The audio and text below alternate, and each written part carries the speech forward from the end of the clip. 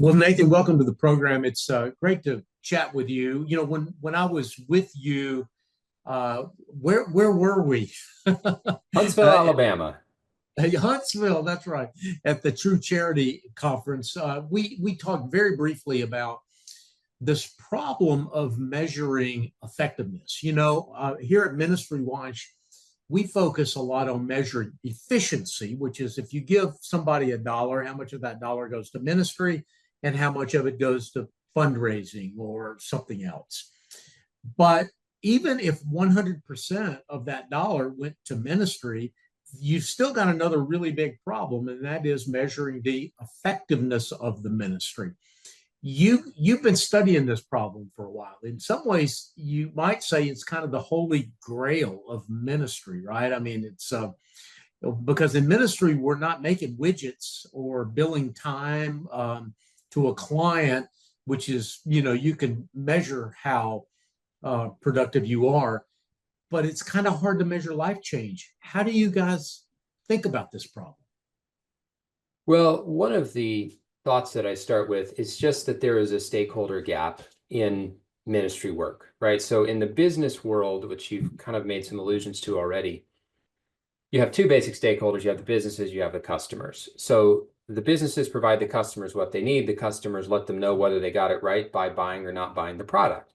And over the long run, this is a cycle that it sort of solves itself. And if businesses don't provide what customers need, they go out of business.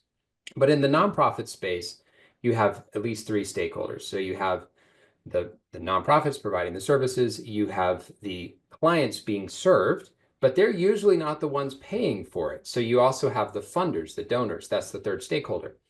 And the donors, they really need a sense that they're doing good, but they can't tell themselves in most cases whether the ministry is accomplishing something. So they're relying on anecdotes and whatever the ministry cares to share, sometimes output numbers, pounds of food given away, things like that.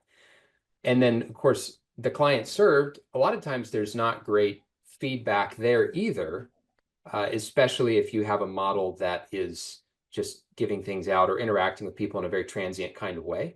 So you're not even going to hear from them whether it's effective. So it's very possible for a ministry to be good at fundraising and be well-intentioned, not be a charlatan or anything, and still not accomplish what they want to accomplish. So that's how I think about the problem anyways.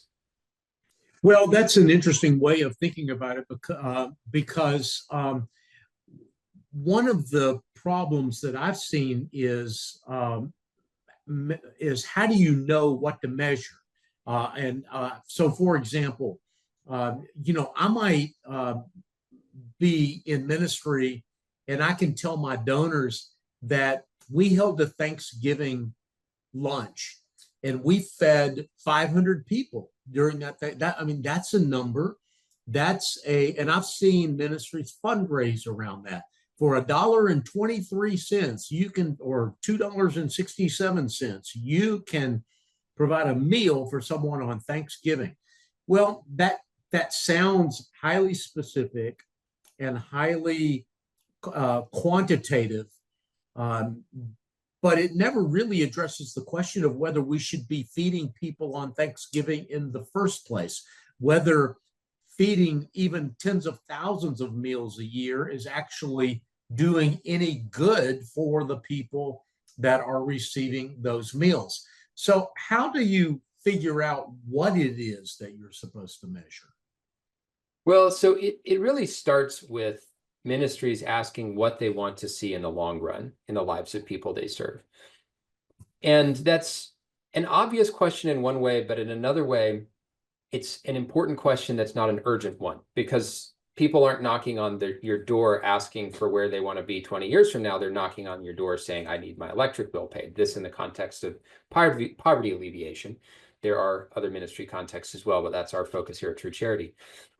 But I talk to ministry leaders and I'll just ask them, hey, 20 years from now, what do you think is going to be different in the lives of people you're serving? And in some cases, if they're just running, say, a feeding ministry, I have had people tell me 20 years from now, we're going to be feeding their kids. And so when they stop and consider that question, they realize intuitively that they're not doing anything that addresses long-term needs. In the poverty alleviation space, just starting with the very simple framework popularized by the book When Helping Hurts, there's a difference between short-term crisis relief and long-term development. And so if the need is Good Samaritan, somebody's beat up on the side of the road, number of bandages wrapped around the man on the road to Jericho, that's actually not a terrible metric if you're talking about somebody in a crisis situation. If you're talking about number of meals served to people who were hurricane victims, right? So this is a crisis relief situation, and measuring the fact that you fed them is sensible. But if we want to measure long-term development, we're going to have to get past that. So what can it look like to get past that? Well, I would start with, we like to do an exercise that we write a little bit about how to do and train people on through our outcomes measurement toolkit. But we just ask people to start brainstorming, what do you want to see in the long run for the people you serve, specifics. And it's not that hard for them to come up with them. They'll start writing down on sticky notes, oh, we want to see, improved financial situation. We want to see them have a written budget. We want to see them connecting to family. We want to see them engaged in a local church. Metrics, we want to see them trusting in Christ. All these sort of things are not that hard to come up with conceptually. And then we encourage people to group those into outcome domains or kind of buckets of similar outcomes. So for our founding rescue mission, for instance, that might be the domains of character, career, and connectedness, right? And so then you start to say, all right, how do we measure specific things inside of those outcome domains? Well, how can we measure people's connectedness? Well, you can, if it's, say, a residential program or maybe even some kind of food pantry, but that has a case management element to it, you can ask people, how many people do you have that you could call in the event of an emergency? Write that number down. Well, that's a measure of social capital. And if you have programs that should be meaningfully improving people's social capital, then you should expect to see that number increase over time. So there are a lot of very measurable particulars around any of those indicators, but it just starts with identifying what you want to see in the long run and then starting to work backwards. Okay, how would we measure that? Well, Nathan, I can understand how those types of questions and those types of measurements could be enormously helpful to the practitioner and transformative for the person that is being served. I could also imagine that it's kind of unexciting to a donor that if they might, hey, Nathan, what did you do this year? Well, we increased the social capital measurements of 75 people in our program by, on average, 13%. That that might be an extraordinarily valuable thing to have done, but it doesn't sound like a very exciting message to a donor from whom you need money in order to continue that program. Whereas I fed 10,000 people this year is easier for the donor to get their arms around. How do you, am I identifying a real problem here? How do you think about that? I think a lot of that has to do with how numbers are framed. So if you tell donors that on average, the people that came through our transitional housing program, they started and they held only one person to call in the event of a personal emergency. And by the time they left the program, they had 10 people that they could call. Praise God for that. They have a community around them. That's actually, if you're talking averages there, that actually briefs pretty well to a donor. If you say, hey, 82% of them improved their credit score when they were with us, and 75% were able to leave to a stable, independent living situation after they got through our transitional program, right? So there are a lot of numbers that actually do sound really positive that you can frame. The other thing is the basic trade-off that people see when they shift from perpetual crisis relief to long-term development kind of programs is they tend to work with fewer people and they see better results. Sometimes they work with half as many, sometimes even more drastic. But as they're working with fewer people, if you can capture those better results, now instead of framing them in terms of raw numbers, okay, this is how many people came through our program, you start to frame them more in terms of percent And this, of the people who came through our program, this is the average outcome. Well, they boosted their income by $5,000 each on average.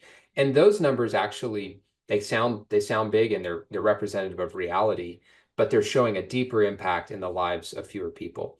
The other observation I make about donors is who an organization's donors are is not entirely static. It may well be the case that there are some people who really do love those big, yeah, I really want to give Thanksgiving meals to people. In my experience, though, when an organization makes this kind of shift, serving fewer people, seeing more life change that they're able to capture, there's a percentage of donors that drop off. Maybe that's 10%. The God, this is not my kind of ministry anymore.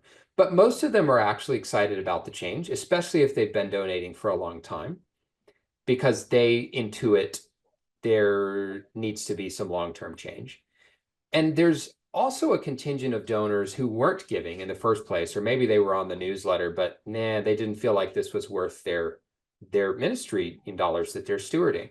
And then they start to see this and they start to give more. So the general trend we see after a transition is that ministries that shift, they're serving fewer, they're achieving more, they're measuring outcomes, they're going to see an increase in donations, not a decrease.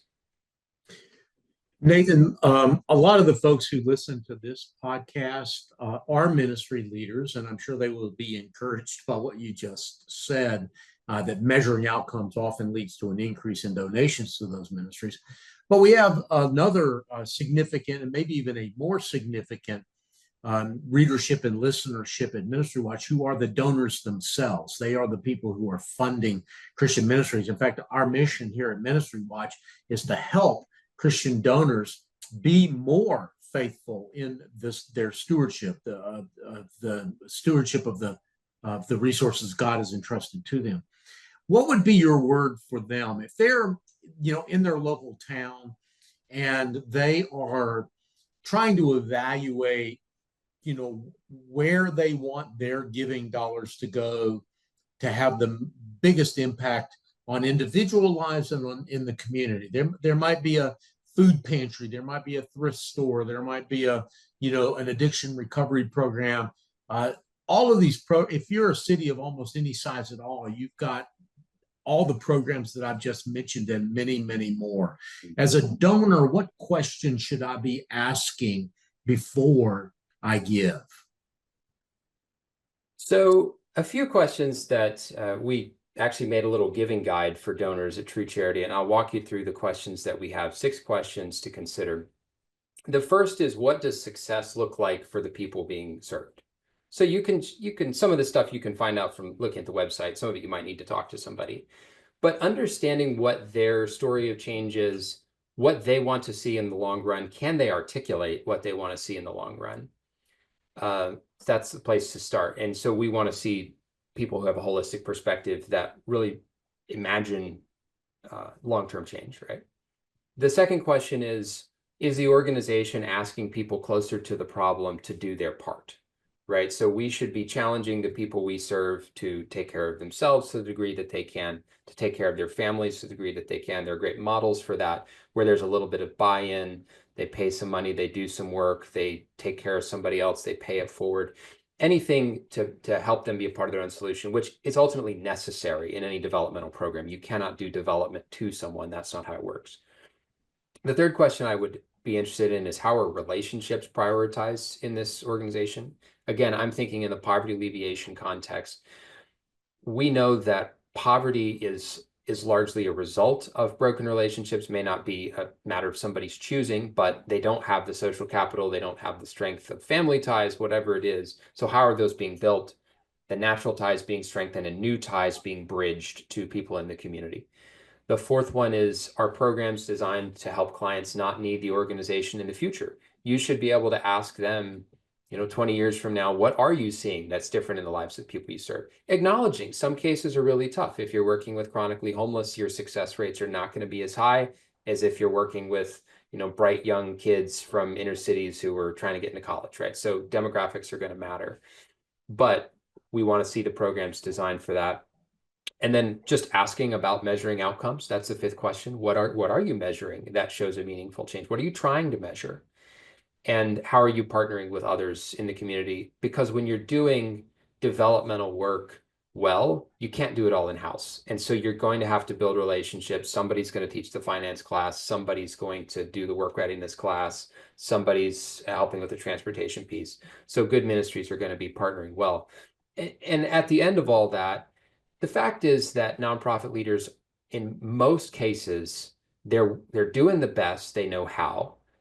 And so we need the donors and supporters to not just ask the tough questions, but also ask, how can I help? Because God has in many cases gifted the types of people who end up being donors with the skills to be analytical and think about incentives and measurements.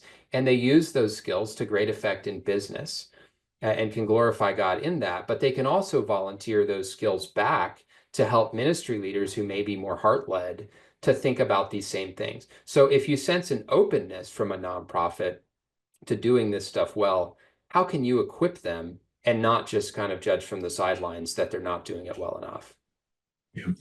Nathan, those are great recommendations, great questions that donors can ask. I'm going to put a link to the True Charity website in the show notes for today's program. But before I let you go, Nathan, anything I'm not smart enough to ask you, or something that maybe we did talk about that you just want to reiterate as a key idea before we land this airplane, so to speak? Sure. One of the points of emphasis that surprised me when I got into outcomes measurement and trying to help people do it, it can feel a little bit like a necessary evil, like filling out your tax forms, right? But it's actually a positive good, even in the direct service to clients. So good outcomes measurement, in most cases, it's going to look like conversations, maybe surveys, case management with the people being served. And they're going to get to see the progress in their own lives, which is directly beneficial to them. So it is almost a program in and of itself to measure outcomes well. But then it also helps you improve your other programs, and it also helps you fund your ministry. So it's really a good in every sense of the word. And I would encourage people to check out our resources. We have resources for ministry leaders through our network. I've mentioned an outcomes measurement toolkit, as well as the models that tend to produce better outcomes. A lot of people start saying, hey, we need to measure outcomes. And then they say, oh, well, our program just gives a lot of stuff away to a lot of people, and it's going to be really hard to measure outcomes. And the exact context in which it's really hard to measure outcomes are often the contexts that aren't producing a lot of outcomes. So you need help on the program design side too, not just the outcome measurement. We try to do that. If you're a donor, I would encourage you to take a look at our resources as well and think about ministries in your community that might benefit from being a member of our network and having access to all of our practical tools. That's a good word, Nathan. And again, I will put links to some of these resources in the show notes. I have been to the True Charity Conference for the last 2 years running, the one in Huntsville most recently, and the year before that in Springfield, Missouri. And I've just been so impressed with what you guys are doing. And now you've got over 200 members in the True Charity Network. Yeah, about 240 these days. 240, wow. And so these are all ministries that are attempting to either make the pivot from sort of an old paradigm to a new paradigm of ministry, or in some cases, they're new ministries that are using the principles that you guys are teaching from the very beginning. I've been super impressed, and I'm grateful, Nathan, to you for being on the program today. Thank you very much. Good to be here with you. Thanks.